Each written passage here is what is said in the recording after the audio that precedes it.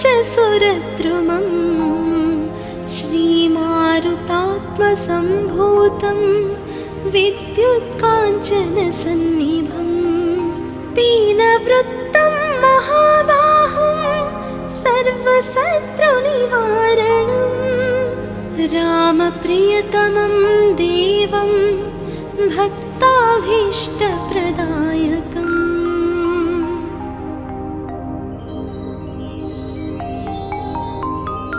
नानारत्नसमायुक्तं कुण्डलादिविराजितं द्वात्रिंशल्लक्षणोपीतं स्वर्णपीठविराजितं 63कोटिबीजसंयुक्तं द्वादशावर्तिप्रतिष्ठितं पद्मासनस्थितं देवं षट्कोणमण्डलमध्यगम्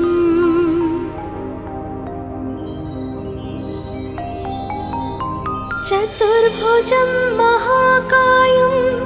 सर्ववैष्णवशेखरं गदाभयकरं हस्तौ हृदिस्थौ सुकृताञ्जलिं हंसमन्त्रप्रवक्तारं सर्वजीवनियामकं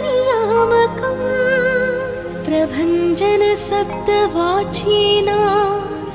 सर्वदुर्मतभञ्जकम्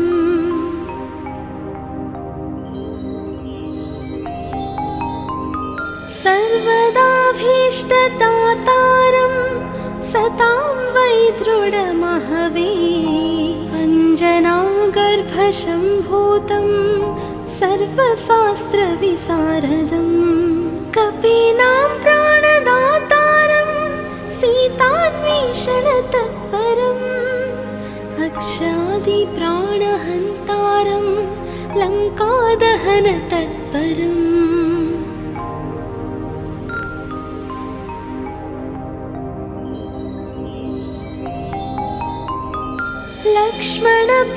लक्ष्मणप्राणदातारं सर्ववानरयूतपं किङ्करा सर्वदेवाद्यः जानकीनाथस्य किङ्करं वासिनं चक्रतीर्थस्य दक्षिणस्थगिरौ सदा तुङ्गाम्बोधितरङ्गस्य वातेन परिशोभिते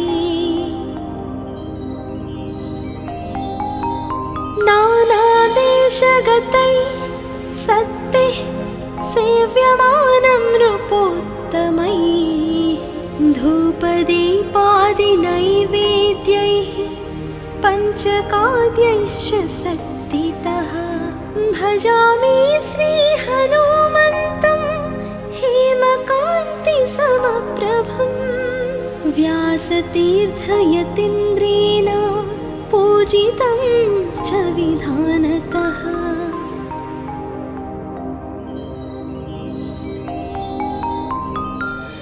त्रिवारं यः पठेन्नित्यं स्तोत्रं भक्त्या द्विजोत्तमः वाञ्छितं लभतेऽभीष्टं षण्मासाभ्यन्तरे खलु पुत्रार्थे लभते पुत्रं यशोर्थे लभते यशः विद्यार्थी लभते विद्यां धनार्थी लभते धनम् सर्वदा मास्तु सन्देहौ हरिः साक्षी जगत्पतिः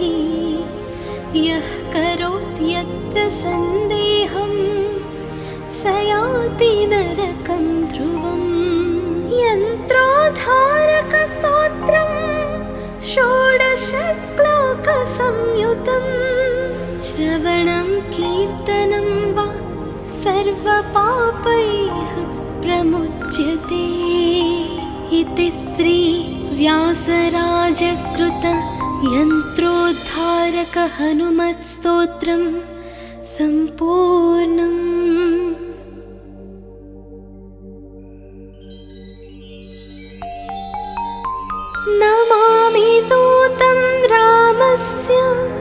सुखदं च सुरद्रुमं श्रीमारुतात्मसम्भूतं विद्युत्काञ्चनसन्निभं पीनवृत्तं महाबाहुं सर्वशत्रुनिवारणं रामप्रियतमं देवं भक्ताभीष्टप्रदायकम्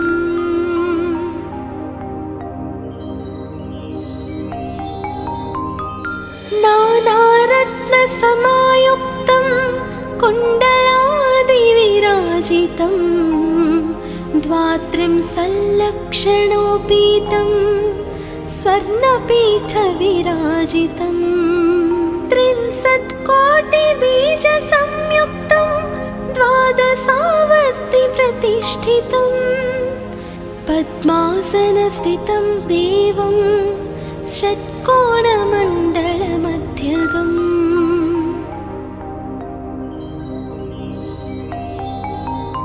चतुर्भुजं महाकायं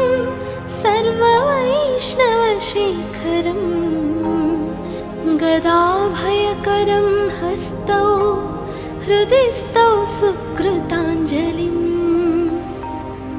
हंसमन्त्रप्रवक्तारं सर्वजीवनियामकं प्रभञ्जनशब्दवाच्येन सर्वदुर्मतभञ्जकम्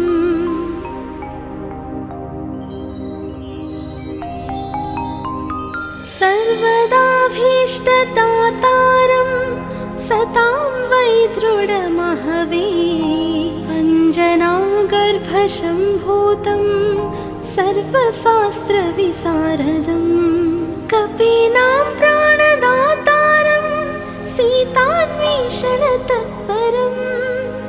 अक्षादिप्राणहन्तारं लङ्कादहनतत्परम्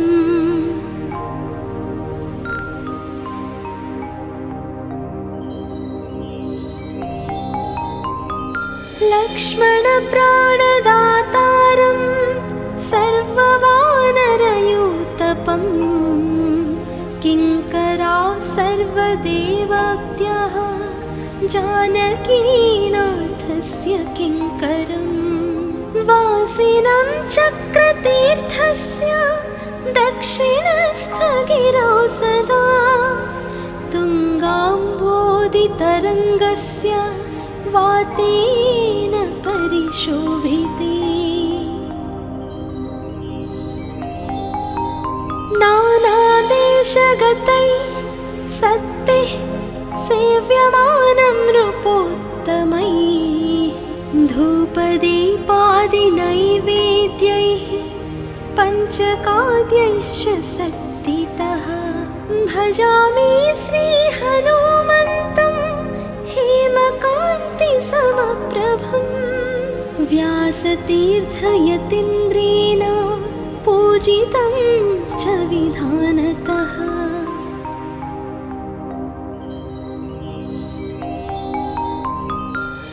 त्रिवारं यः पठेन्नित्यं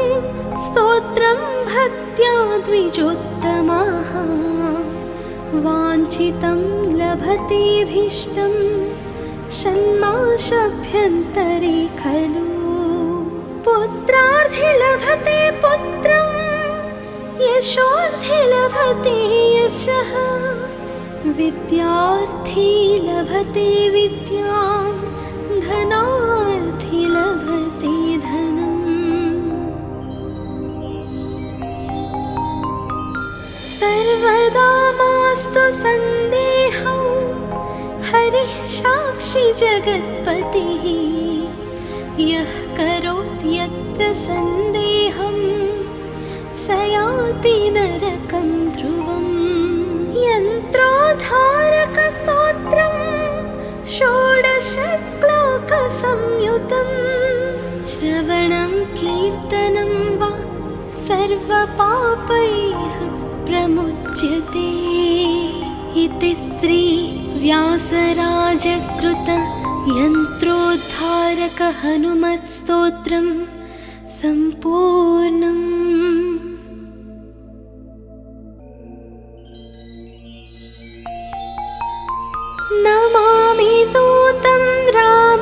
तस्य सुखदं च सुरद्रुमं श्रीमारुतात्मसम्भूतं विद्युत्काञ्चनसन्निभं पीनवृत्तं महाबाहुं सर्वशत्रुनिवारणं रामप्रियतमं देवं भक्ताभीष्टप्रदायकम्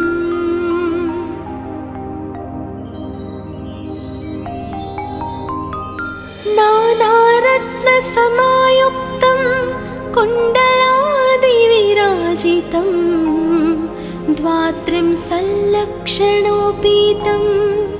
स्वर्णपीठविराजितं 63,000,000बीजसंयुक्तं द्वादशावर्तिप्रतिष्ठितं पद्मासनस्थितं देवं षट्कोणमण्डलमध्यगम्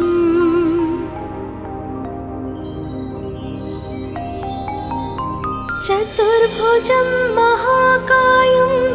सर्ववैष्णवशेखरं गदाभयकरं हस्तौ हृदि स्तौ सुकृताञ्जलिम् हंसमन्त्रप्रवक्तारं सर्वजीवनियामकं प्रभञ्जनशब्दवाच्येन सर्वदुर्मतभञ्जकम्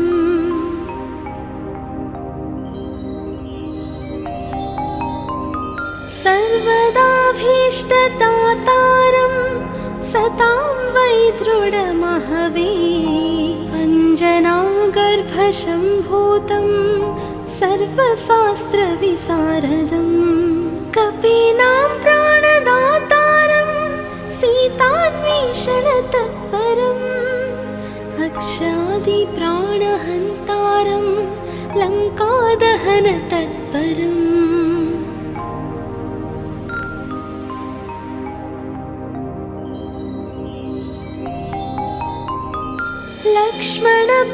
लक्ष्मणप्राणदातारं सर्ववानरयूतपं किङ्करा सर्वदेवाद्यः जानकीनाथस्य किङ्करं वासिनं चक्रतीर्थस्य दक्षिणस्थगिरौ सदा तुङ्गाम्बोधितरङ्गस्य वातेन परिशोभिते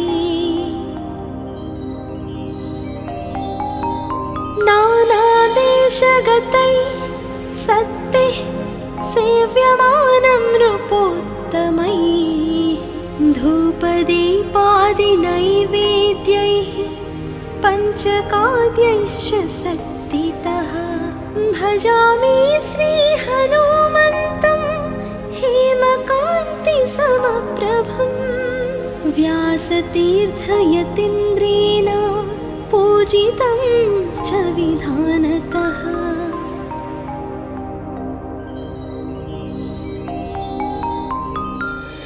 त्रिवारं यः पठेन्नित्यं स्तोत्रं भक्त्या द्विजोत्तमः वाञ्छितं लभतेऽभीष्टं षण्मासाभ्यन्तरे खलु पुत्रार्थे लभते पुत्रं यशोर्थे लभते यशः विद्यार्थी लभते विद्यां धनार्थी लभते धनम् सर्वदा मास्तु सन्देहौ हरिः साक्षी जगत्पतिः यः करोति यत्र सन्देहं स याति नरकं ध्रुवम् यन्त्रोद्धारकस्तोत्रं षोडशश्लोकसंयुतं श्रवणं कीर्तनं वा सर्वपापैः प्रमुच्यते इति श्री व्यासराजकृत यन्त्रोद्धारक हनुमत्स्तोत्रं सम्पूर्णम्।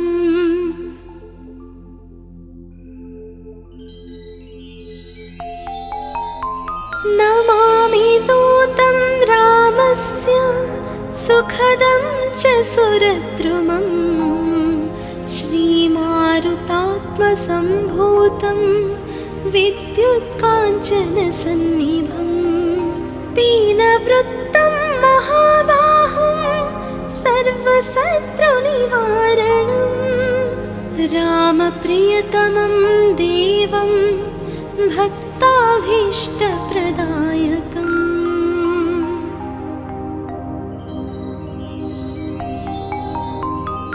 नानारत्नसमायुक्तं कुण्डलादिविराजितं द्वात्रिंशल्लक्षणोपीतं स्वर्णपीठविराजितं 30,000,000,बीजसंयुक्तं द्वादशावर्तिप्रतिष्ठितं पद्मासनस्थितं देवं षट्कोणमण्डलमध्यगम्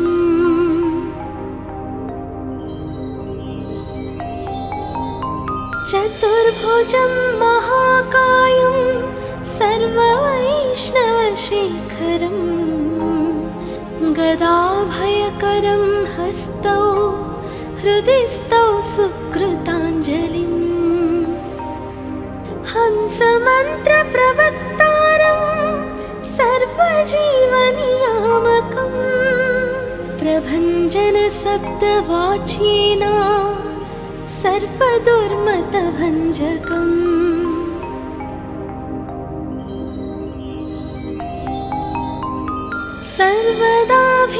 सर्वदाभीष्टदातारं सतां वै दृढमहवे अञ्जनागर्भसम्भूतं सर्वशास्त्रविशारदं कपीनां प्राणदातारं सीतान्वेषणतत्परम् अक्षादिप्राणहन्तारं लङ्कादहनतत्परम्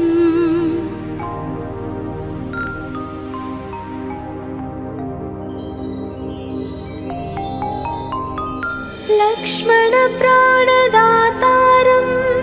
सर्ववानरयूतपं किङ्करा सर्वदेवत्याः जानकीनाथस्य किङ्करं वासिनं चक्रतीर्थस्य दक्षिणस्थगिरौ सदा तुङ्गाम्बोधितरङ्गस्य वातेन परिशोभिते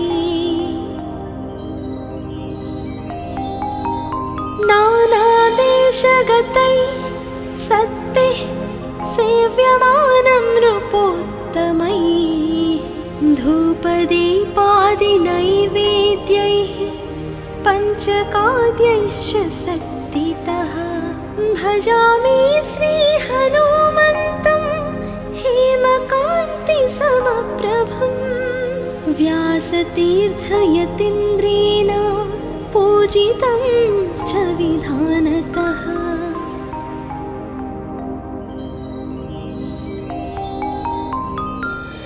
त्रिवारं यः पठेन्नित्यं स्तोत्रं भक्त्या द्विजोत्तमः वाञ्छितं लभतेऽभीष्टं षण्मासाभ्यन्तरे खलु पुत्रार्थे लभते पुत्रं यशोर्थे लभते यशः विद्यार्थी लभते विद्यां धनार्थी लभते धनम् सर्वदा मास्तु सन्देहौ हरिः साक्षी जगत्पतिः यः करोति यत्र सन्देहं स याति नरकं ध्रुवम् यन्त्रोद्धारकस्तोत्रं षोडशश्लोकसंयुतं श्रवणं कीर्तनं वा सर्वपापैः प्रमुच्यते इति श्री व्यासराजकृत यन्त्रोद्धारक हनुमत्स्तोत्रं सम्पूर्णम्।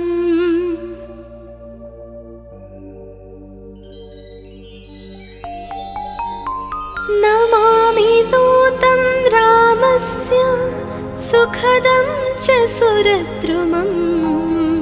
श्रीमारुतात्मसम्भूतं विद्युत्काञ्चनसन्निभं पीनवृत्तं महाबाहुं सर्वशत्रुनिवारणं रामप्रियतमं देवं भक्ताभीष्टप्रदायकम्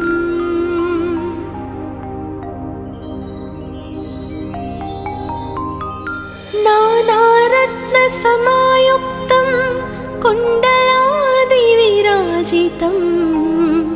द्वात्रिंशल्लक्षणोपीतं स्वर्णपीठविराजितं 63,000,000बीजसंयुक्तं द्वादशावर्तिप्रतिष्ठितं पद्मासनस्थितं देवं षट्कोणमण्डलमध्यगम्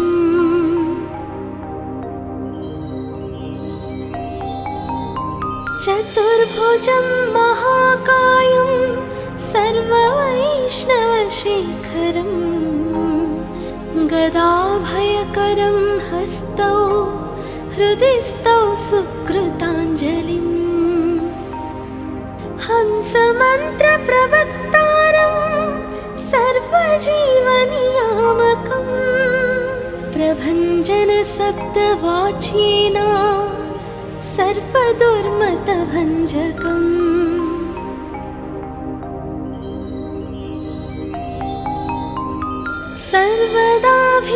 सर्वदाभीष्टदातारं सतां वै दृढमहवे अञ्जनागर्भशम्भूतं सर्वशास्त्रविशारदं कपीनां प्राणदातारं सीतान्वेषणतत्परम्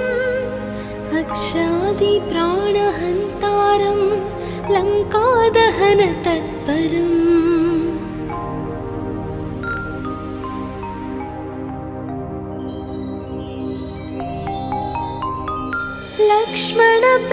लक्ष्मणप्राणदातारं सर्ववानरयूतपं किङ्करा सर्वदेवत्याः जानकीनाथस्य किङ्करं वासिनं चक्रतीर्थस्य दक्षिणस्थगिरौ सदा तुङ्गाम्बोधितरङ्गस्य वातेन परिशोभिते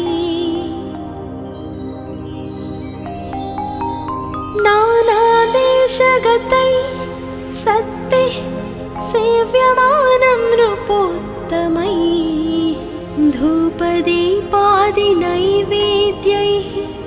पञ्चकाद्यैश्च शक्तितः भजामि श्रीहनुमन्तं हेमकान्तिसमप्रभं व्यासतीर्थयतीन्द्रेण पूजितं च विधानतः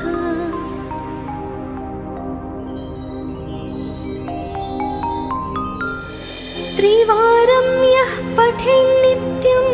स्तोत्रं भक्त्या द्विजोत्तमः वाञ्छितं लभतेऽभीष्टं षण्मासाभ्यन्तरे खलु पुत्रार्थे लभते पुत्रं यशोर्थे लभते यशः विद्यार्थी लभते विद्यां धनार्थी लभते धनम् सर्वदा मास्तु सन्देहौ हरिः साक्षी जगत्पतिः यः करोति यत्र सन्देहं स याति नरकं ध्रुवम् यन्त्रोद्धारकस्तोत्रं षोडशश्लोकसंयुतं श्रवणं कीर्तनं वा सर्वपापैः प्रमुच्यते इति श्री व्यासराजकृत यन्त्रोद्धारक हनुमत्स्तोत्रं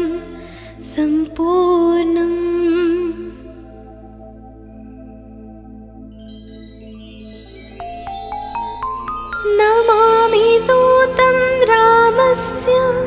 सुखदं च सुरद्रुमं श्रीमारुतात्मसम्भूतं विद्युत्काञ्चनसन्निभं पीनवृत्तं महाबाहुं सर्वशत्रुनिवारणं रामप्रियतमं देवं भक्ताभीष्टप्रदायकम्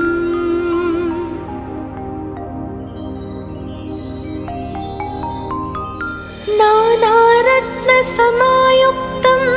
कुण्डलादिविराजितं द्वात्रिंशल्लक्षणोपीतं स्वर्णपीठविराजितं 63कोटिबीजसंयुक्तं द्वादशावर्तिप्रतिष्ठितं पद्मासनस्थितं देवं षट्कोणमण्डलमध्यगम्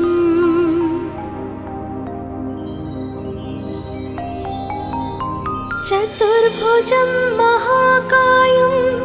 सर्ववैष्णवशेखरं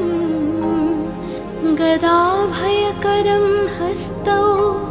हृदिस्थौ सुकृताञ्जलिं हंसमन्त्रप्रवक्तारं सर्वजीवनियामकं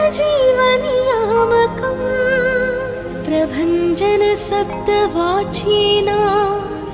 सर्वदुर्मतभञ्जकम्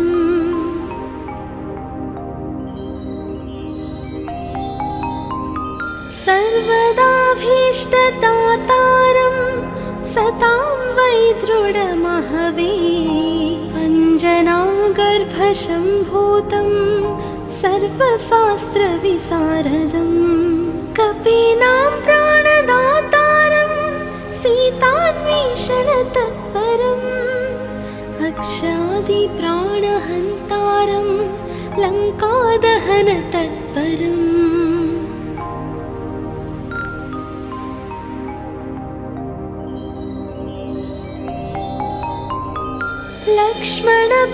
लक्ष्मणप्राणदातारं सर्ववानरयूतपं किङ्करा सर्वदेवाद्यः जानकीनाथस्य किङ्करं वासिनं चक्रतीर्थस्य दक्षिणस्थगिरौ सदा तुङ्गाम्बोधितरङ्गस्य वातेन परिशोभिते नानादेशगतैः सत्तैः सेव्यमानं नृपोत्तमैः धूपदीपादिनैवेद्यैः पञ्चकाद्यैश्च शक्तितः भजामि श्रीहनुमन्तं हेमकान्तिसमप्रभं व्यासतीर्थयतीन्द्रेण पूजितं च विधानतः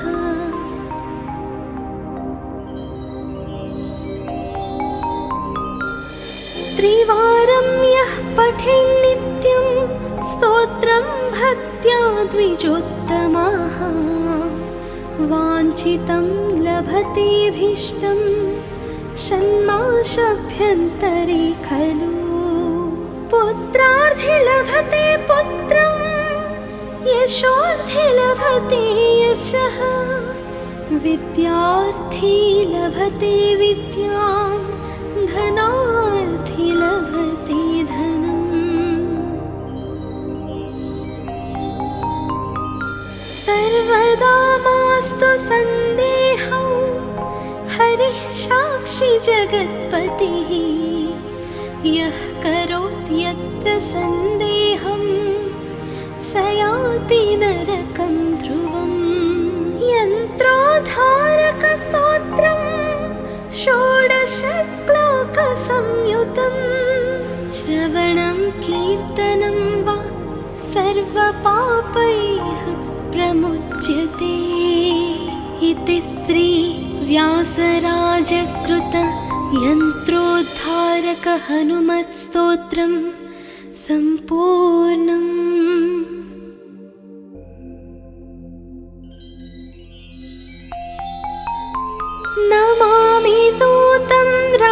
तस्य सुखदं च सुरद्रुमम् श्रीमारुतात्मसम्भूतं विद्युत्काञ्चनसन्निभम्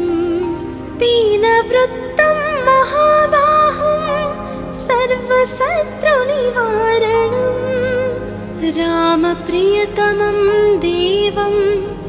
भक्ताभीष्टप्रदायकम्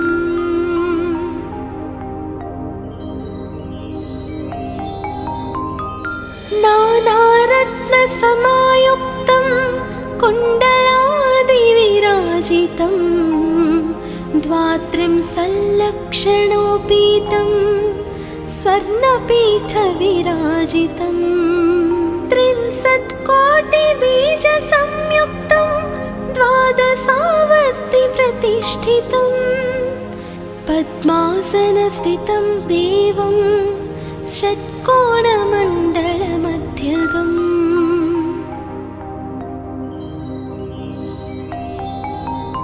चतुर्भुजं महाकायं सर्ववैष्णवशेखरम् गदाभयकरं हस्तौ हृदिस्थौ सुकृताञ्जलिम् हंसमन्त्रप्रवक्तारं सर्वजीवनियामकं प्रभञ्जनशब्दवाच्येन सर्वदुर्मतभञ्जकम्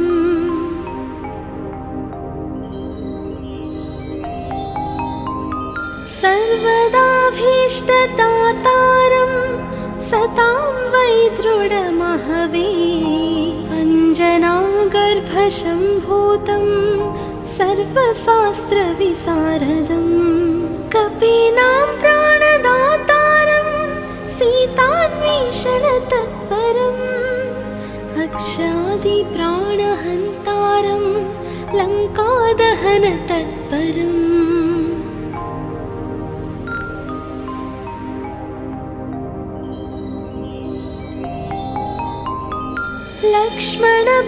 लक्ष्मणप्राणदातारं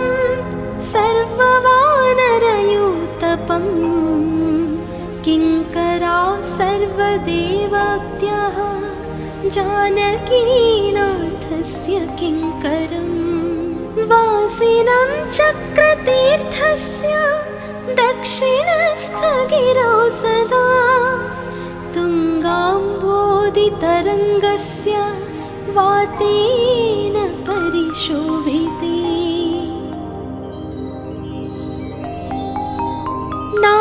नानादेशगतै सत्ते सेव्यमानं नृपोत्तमैः धूपदीपादिनैवेद्यैः पञ्चकाद्यैश्च शक्तितः भजामि श्रीहनुमन्तं हेमकान्तिसमप्रभं व्यासतीर्थयतीन्द्रेण पूजितं च विधानतः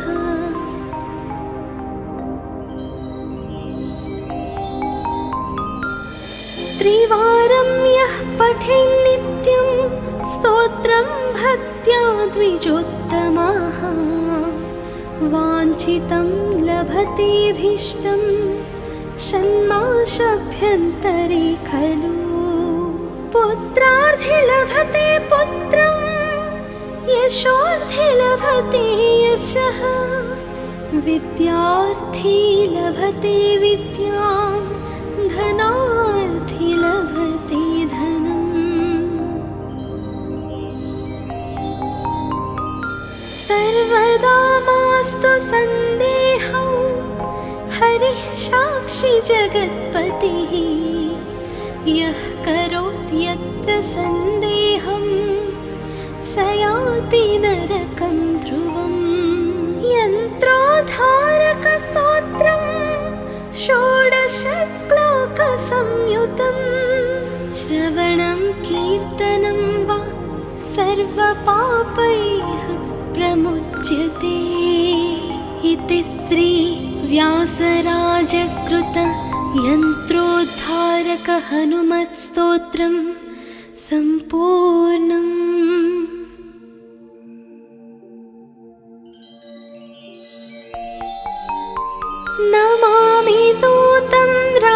तस्य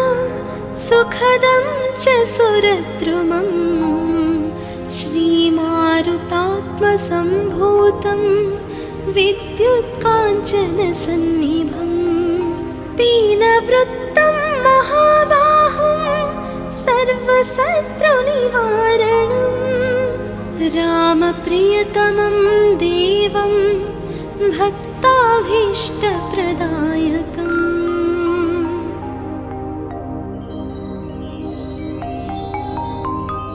नानारत्नसमायुक्तं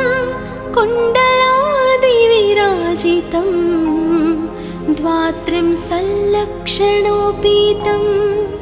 स्वर्णपीठविराजितं 63,000,000बीजसंयुक्तं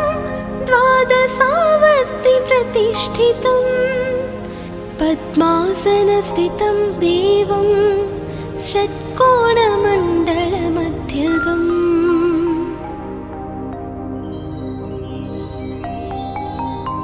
चतुर्भुजं महाकायं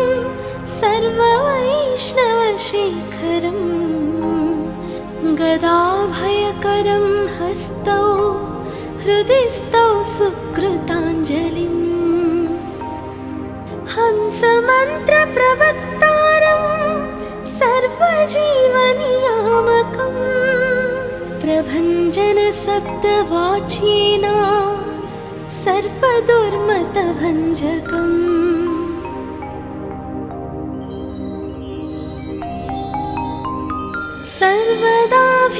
सर्वदाभीष्टदातारं सतां वै दृढमहवे अञ्जनागर्भशम्भूतं सर्वशास्त्रविशारदं कपीनां प्राणदातारं सीतान्वेषणतत्परम् अक्षादिप्राणहन्तारं लङ्कादहनतत्परम्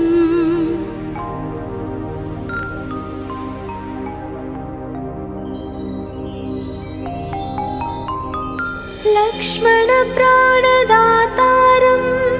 सर्ववानरयूतपं किङ्करा सर्वदेवाद्यः जानकीनाथस्य किङ्करं वासिनं चक्रतीर्थस्य दक्षिणस्थगिरौ सदा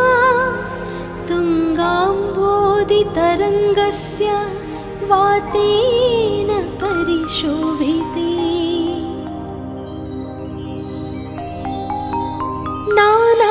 नानादेशगतैः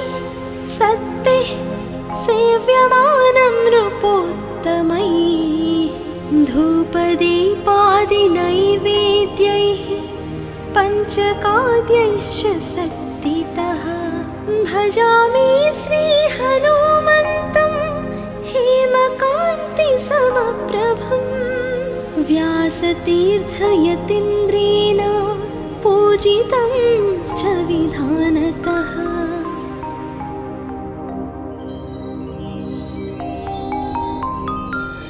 त्रिवारं यः पठेन्नित्यं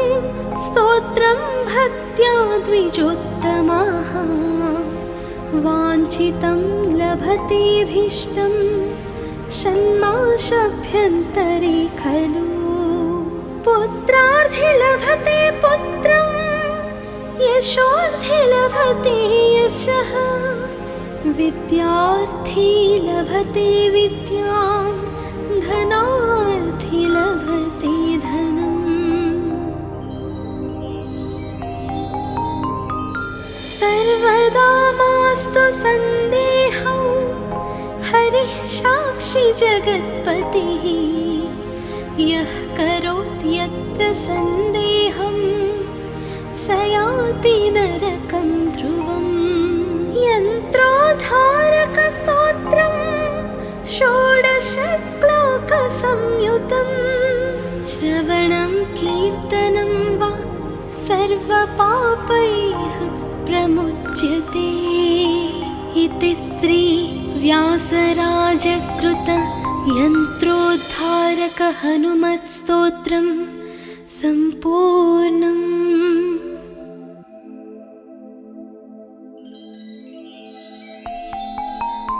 नमामि दूतं रामस्य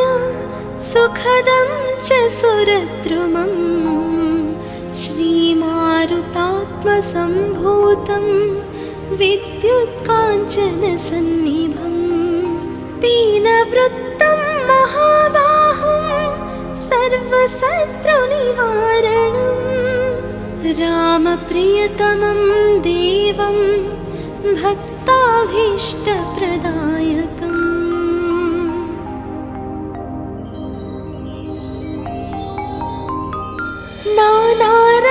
नानारत्नसमायुक्तं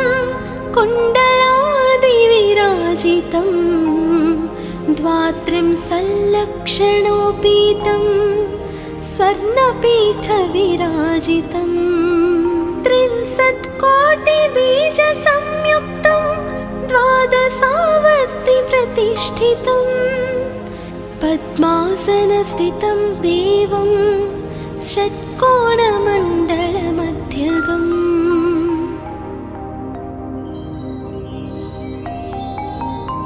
चतुर्भुजं महाकायं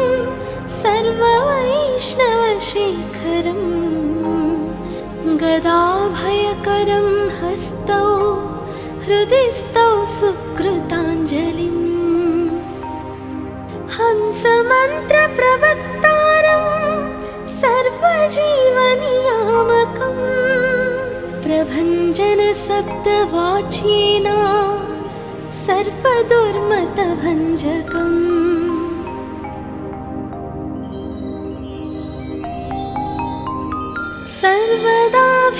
सर्वदाभीष्टदातारं सतां वै दृढमहवे अञ्जनागर्भशम्भूतं सर्वशास्त्रविशारदं कपीनां प्राणदातारं सीतान्वेषणतत्परम् अक्षादिप्राणहन्तारं लङ्कादहनतत्परम्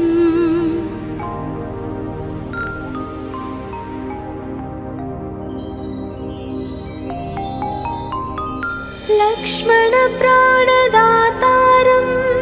सर्ववानरयूतपं किङ्करा सर्वदेवत्याः जानकीनाथस्य किङ्करं वासिनं चक्रतीर्थस्य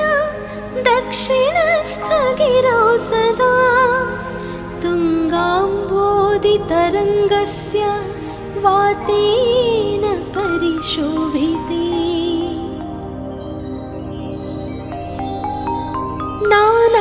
नानादेशगतैः सत्तैः सेव्यमानं नृपोत्तमैः धूपदीपादिनैवेद्यैः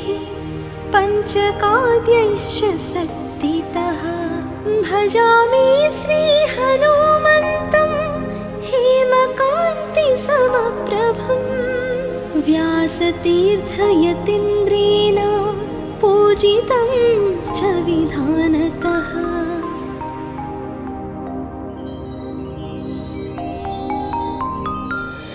त्रिवारं यः पठेन्नित्यं स्तोत्रं भक्त्या द्विजोत्तमः वाञ्छितं लभतेऽभीष्टं षण्मासाभ्यन्तरे